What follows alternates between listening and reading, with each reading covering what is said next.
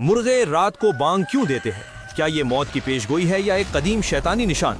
सदियों से मुर्गों की रात की बांग इंसानी तारीख और तोहमात का हिस्सा रही है, जहां कदीम यूनानी और रूमी तहजीबों में मुर्गे को इलाही और जंगी अलामत समझा जाता था।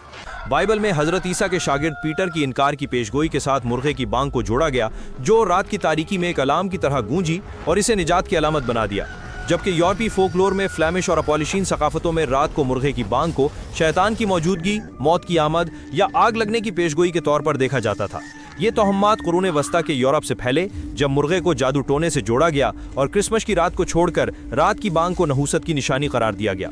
ये ख्यालात मशहूर हुए क्योंकि ज़रई मुआशरों में मुर्गे की आवाज़ रोज़मर्रा ज़िंदगी का हिस्सा थी और लोग कुदरती वाक़यात को मावराई ताकतों से जोड़ते थे।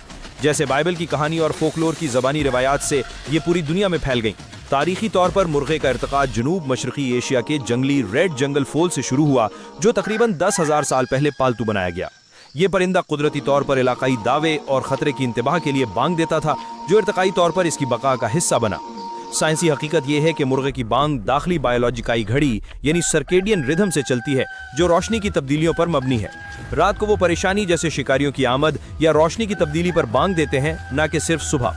जबकि टेस्टोस्टेरोन हार्मोन और सीसीकेबी रिसेप्टर्स की वजह से इनकी आवाज़ बुलंद होती है। दिलचस्प हक़ाइक़ में ये शामिल है कि मुर्गे की बांग 130 डेसिबल तक बुलंद हो सकती है, जो एक जेट तैयारे की आवाज़ जैसी है। वो दिन भर में कई बार बांग देते हैं ताकि अपनी मुर्गियों को जमा करें या दूसरे मुर्गों को दूर रखें। कदीम चीन में मुर्गे को साल नौ की अलामत समझा जाता था और जदीद साइंस बताती है कि अंधेरे कमरे में भी वो अपनी दाखिली घड़ी की वजह से ठीक वक्त पर बांग देते हैं। ये सब मुर्गे को एक तारीखी और साइंसी मुअम्मा बनाते हैं, जो इंसानी सकाफत का लाजमी हिस्सा रहा है।